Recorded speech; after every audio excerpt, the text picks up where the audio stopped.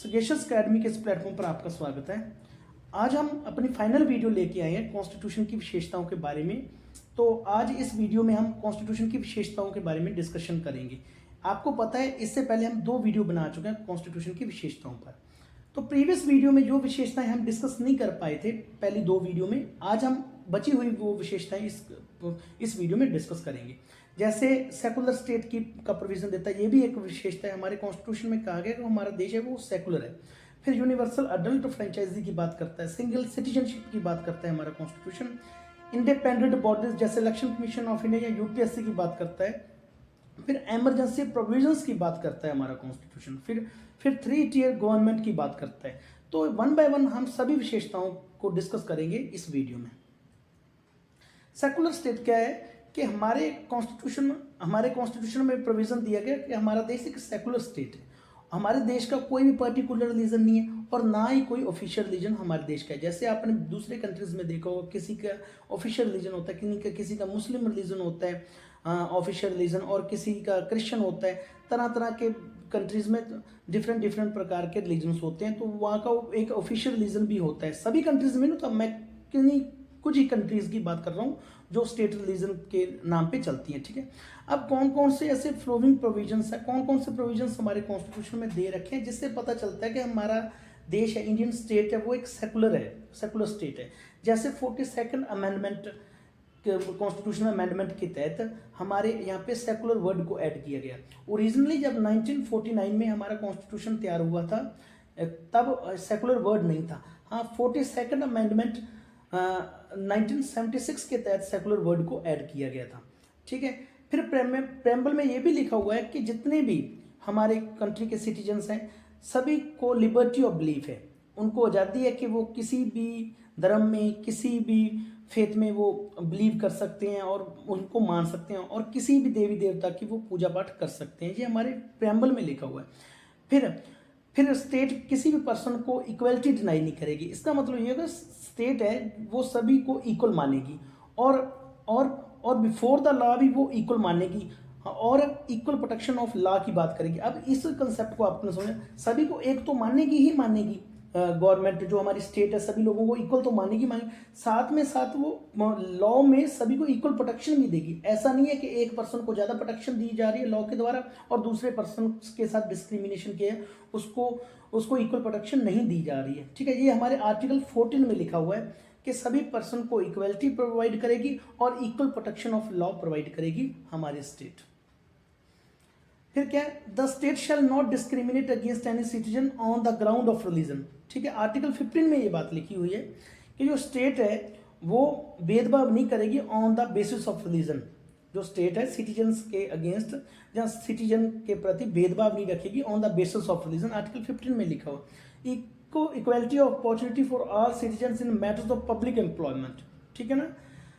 Equality of opportunity, यहाँ पे एक इक्वलिटी ऑफ अपॉर्चुनिटी की बात की गई है, सभी को इक्वल अपॉर्चुनिटी प्रोवाइड करेगी एम्प्लॉयमेंट की, पब्लिक एम्प्लॉयमेंट की इक्वल अपॉर्चुनिटी प्रोवाइड करेगी। ये आर्टिकल 16 में लिखा हुआ है।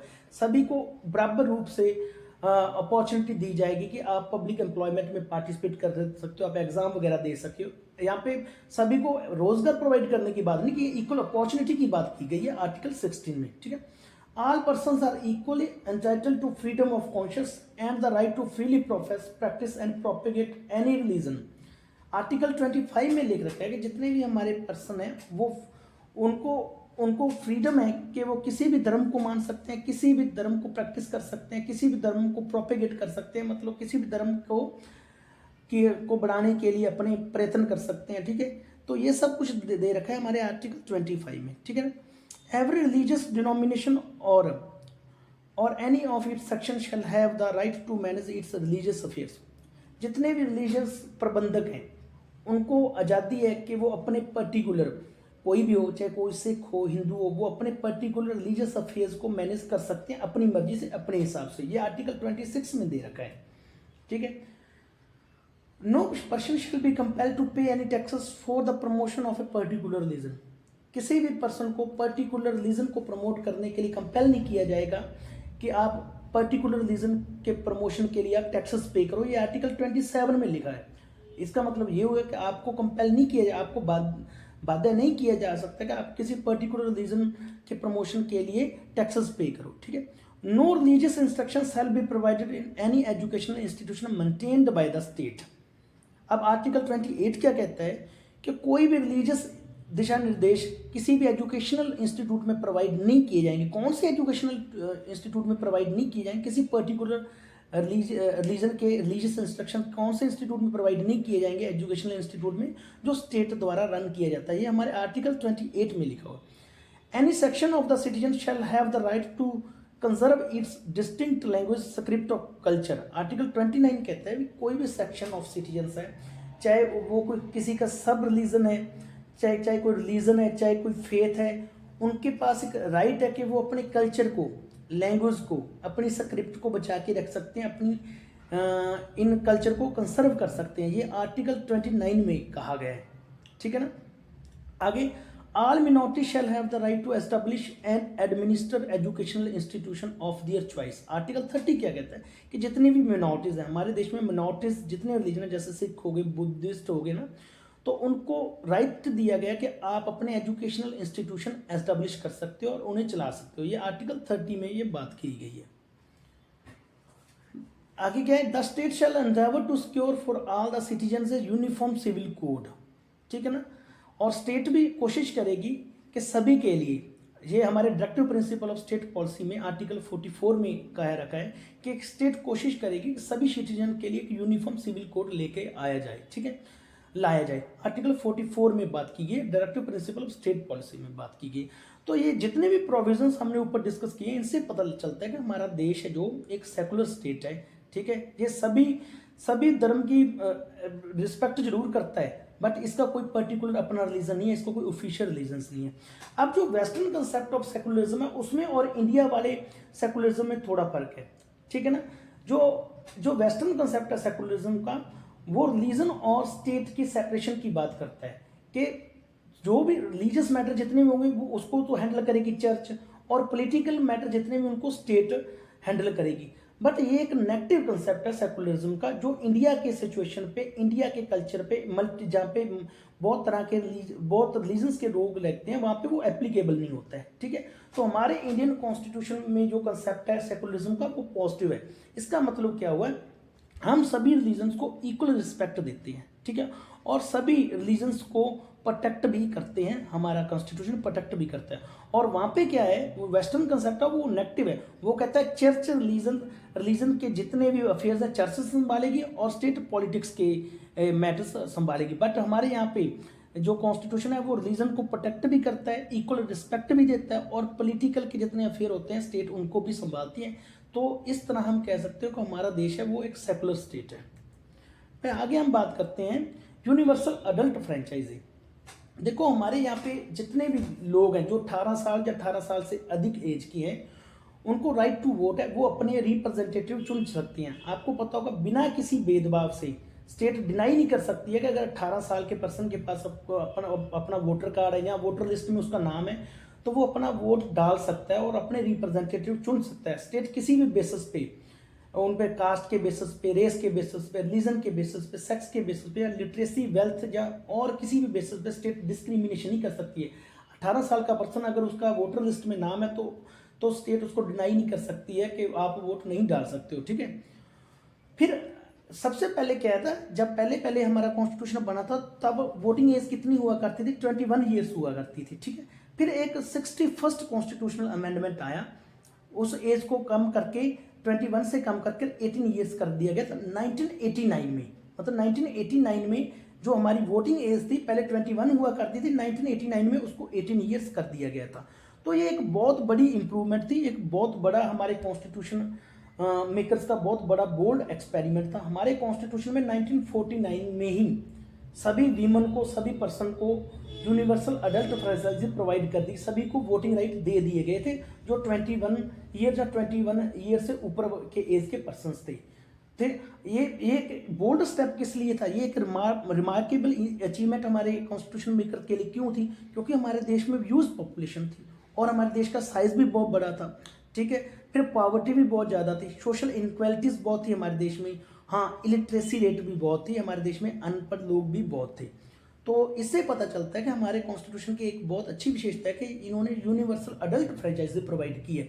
इससे पहले आपने देखा होगा जब हमारा देश आज़ाद नहीं था 1909 या 1919 में, बहुत कुछ कम ही लोग होते थे जो वोट किया करते थे, 5-7% लोग होते थे जो वोट किया करते थे। बट 1949 में जब हमारा कॉन्स्टिट्यूशन बन के तैयार हो गया तो सभी को वोटिंग राइट प्रोवाइड किए गए, जो 21 ईयर्स या 21 ईयर्स से ऊपर के लोग तो सभी को यूनिवर्सल अडल्ट फ्रेंचाइजी प्रोवाइड की गई।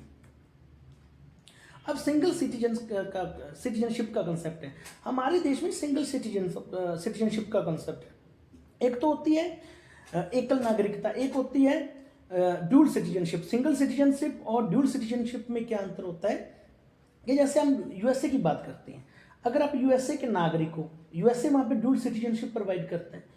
अगर यूएसए में रहते हो या आप किसी और देश की नागरिकता ले लेते हो तो आपकी वहाँ की यूएसए की नागरिकता भी बनी रहेगी और दूसरे देश की नागरिकता भी बनी रहेगी। बट हमारे देश में यहाँ पे सिंगल सिटीजन है, हमारे देश में ड्यूल सिटीजनशिप नहीं है। हमारे देश में अगर आप इंडिया के नागरिक हो, एक बार और फॉरेन चले जाते हो, आप किसी और देश की नागरिकता ले लेते हो तो इसका मतलब आपने इंडिया की नागरिकता लूज कर दी है।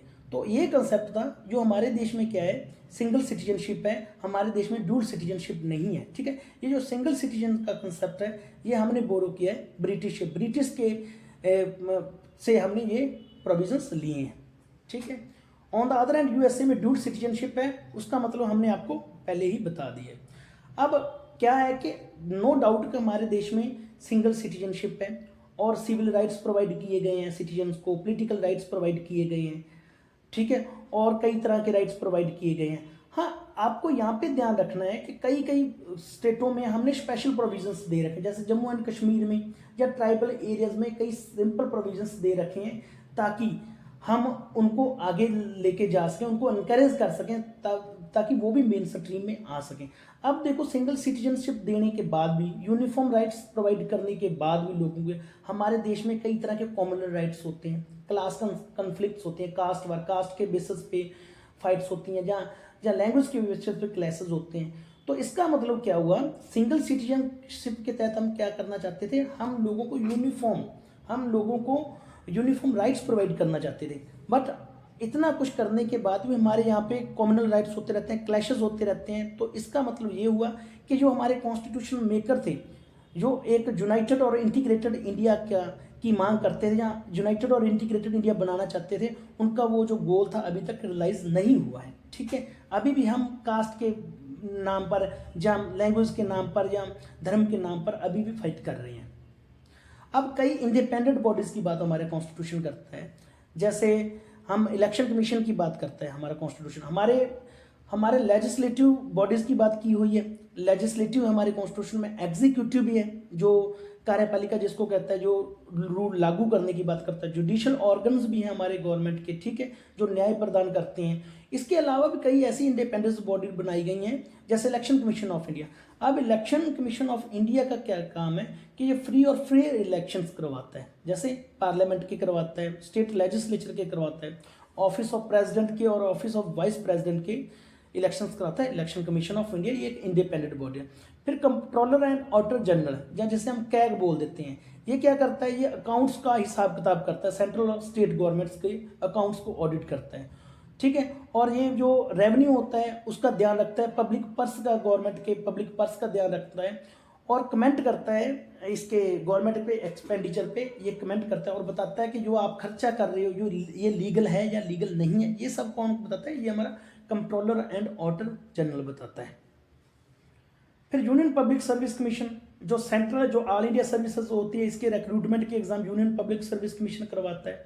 हायर सेंट्रल सर्विसेज जैसे एनडीए वगैरह के एग्जाम ये कंडक्ट करवाता है।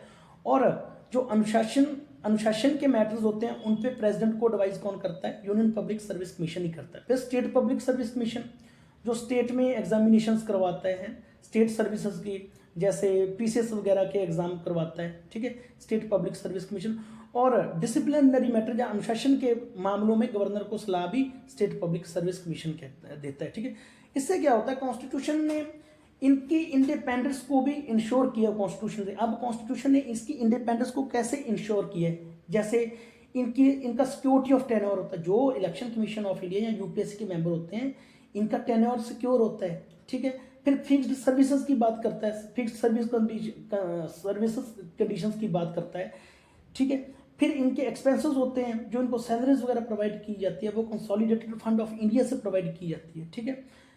फिक्स्ड सिक्योरिटी ऑफ टेन्योर की क्या बात होती है कि आपको इस टाइम तक आपको रिटायर नहीं किया जाएगा या जॉब से निकाला नहीं जाएगा। फिक्स्ड सर्विसेज कंडीशन क्या आपकी फिक्स्ड सर्विसेज कंडीशन होगी, जैसे किसी जज की जैसे किसी यूनियन पब्लिक सर्विस कमीशन की अगर पार्लियामेंट ने निर्धारित कर दी पे कि आपको 2 लाख मिलेंगे, तो जब तक वो रहेगा तब तक उसको 2 लाख मिलेंगे। ये फिक्स्ड सर्विस कंडीशंस होती हैं।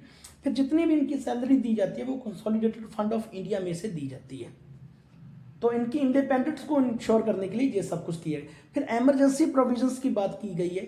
देखो, अगर कोई एक्स्ट्रा ऑर्डिनरी सिचुएशन क्रिएट हो जाए जिससे हमारे देश की सॉवरेनिटी को खतरा हो, इंटीग्रिटी को खतरा हो, तो प्रेसिडेंट को पावर दे रखी है कि आप 3 तरह की इमरजेंसी लगा सकते हो। पहली इमरजेंसी आर्टिकल 350 के तहत लगाई जाती है, national emergency on the ground of war और एक्सटर्नल एग्रेशन और आर्म्ड रिबेलियन, ठीक है। अगर सपोज हमारा किसी देश से वार हो जाती है या कोई देश हमारे पर अटैक कर देता है, ठीक है, in that case national emergency हमारे प्रेसिडेंट लगा सकते हैं आर्टिकल 352 के तहत, ठीक है। फिर स्टेट इमरजेंसी जिसे प्रेसिडेंट रूल भी कह देते हैं। देखो, आर्टिकल 356 के तहत स्टेट इमरजेंसी लगाई जाती है। देखो, अगर कोई किसी स्टेट की सरकार अगर कॉन्स्टिट्यूशनल मशीनरी के अकॉर्डिंग नहीं चल रही है तो आर्टिकल 356 के तहत स्टेट इमरजेंसी वहां पे लगाई जा सकती है। ऑन द अदर हैंड, अगर कोई स्टेट गवर्नमेंट सेंट्रल गवर्नमेंट की डायरेक्शंस को नहीं मानती है तो आर्टिकल 365 के तहत वहां पे स्टेट इमरजेंसी लगाई जा सकती है, ठीक है। फिर एक होती है फाइनेंशियल इमरजेंसी। फाइनेंशियल इमरजेंसी अगर हमारे देश की अर्थव्यवस्था को खतरा हो, हमारे देश की अर्थव्यवस्था में इंस्टेबिलिटी आने का खतरा हो, जहां क्रेडिट ऑफ इंडिया में इंस्टेबिलिटी आने का खतरा हो, तो आर्टिकल 360 के तहत हमारे यहाँ पे फाइनेंशियल इमरजेंसी हमारे प्रेसिडेंट द्वारा लगाई जा सकती है, ठीक है। फिर 3 टियर गवर्नमेंट की बात की है हमारे कॉन्स्टिट्यूशन में। ओरिजिनली क्या था, हमारे यहाँ पे 2 ही गवर्नमेंट थी, तो फेडरल गवर्नमेंट, ठीक है, सेंट्रल गवर्नमेंट जैसे बोलते हैं, और एक स्टेट गवर्नमेंट। बट लेटर जो हमने 2 कॉन्स्टिट्यूशन अमेंडमेंट किए, कॉन्स्टिट्यूशन अमेंडमेंट 73 और 74, उसके तहत हमने 3rd टियर भी जोड़ दिया कि तीसरे सत्र की गवर्नमेंट भी जोड़ दी, जिसको लोकल गवर्नमेंट कहते हैं, ठीक है। जो किसी भी कॉन्स्टिट्यूशन, किसी वर्ल्ड के दूसरे किसी कॉन्स्टिट्यूशन में ये लोकल गवर्नमेंट नहीं पाई जाती है। जैसे 73rd अमेंडमेंट एक्ट 1992 में क्या किया गया, पंचायत को कॉन्स्टिट्यूशनल रिकॉग्निशन दी गई, पंचायत को, जो हमारे विलेज में पंचायत होती हैं, और इसके तहत 73rd अमेंडमेंट के एक्ट के तहत पार्ट 9th ऐड किया गया और एक नया शेड्यूल कॉन्स्टिट्यूशन में ऐड किया गया, 11th शेड्यूल ऐड किया गया कॉन्स्टिट्यूशन में, ठीक है। फिर उसके बाद 74th अमेंडमेंट एक्ट ऑफ 1992 के तहत हमने म्यूनिसिपैलिटीज़ को भी रिकग्निशन दी, ठीक है। उसके तहत फिर क्या किया गया, म्यूनिसिपैलिटी जो हमारे शहरों में जो शहरी सरकारें होती हैं, उसके तहत एक न्यू पार्ट ऐड किया गया, आर्टिकल 9A, और एक नया शेड्यूल ऐड किया गया, 12 शेड्यूल कॉन्स्टिट्यूशन में ऐड किया गया, ठीक है। तो ये हमने आज आपके साथ डिस्कस किया कि कॉन्स्टिट्यूशन की क्या विशेषताएं होती हैं, और हमने इससे पहले भी जो 2 वीडियो बनाई आप वो भी देख लेना, और ये फाइनल और 3rd वीडियो थी जो हमने कॉन्स्टिट्यूशन की विशेषताओं पे बनाई है। So thanks for being with us, thanks for watching.